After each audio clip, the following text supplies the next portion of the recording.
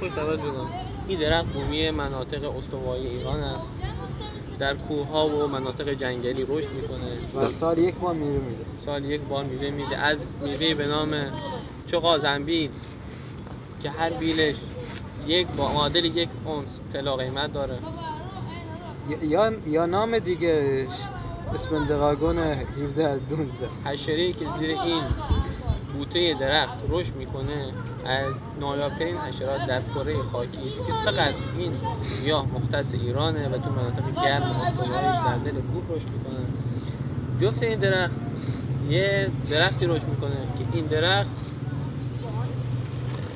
نوعی درختچیه بهش میگن گوجه سبز استوایی. این گوجه سبز تو هیچ کجای دنیا نیست و تو جهان خریدار واقعیش کشور فرانسه است و خیلی هم ارزشمنده. به عنوان اسانس ازش استفاده میکنن. آقا اگه این درخت دیدین بیخیال ازش نگذارید، خود برکته. تا آخرین شیرشو بکشید. تک تک برگاش هم معادل این 3 میلیون یوروه. این رو من به عنوان یک کارشناس گل و گیاه توضیح میدم.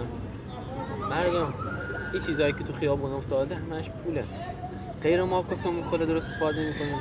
منم به عنوان دستیارش تاییدش میکنم. آقا برین هر چی دیدین از استفاده کنین. داغ هر خودش معادل 1 اونس، هر درخت گوجه معادل 1 اونس طلای خالص. یلا مردم بیش از اندازه استفاده کردن. اینم غذاشه. مردم بیش از اندازه استفاده کردن. مشتاقاتش کن. بینندگان محترم، با شما عزیزان خداحافظی میکنیم. خدایا رو نگهدارتان. خداحافظ.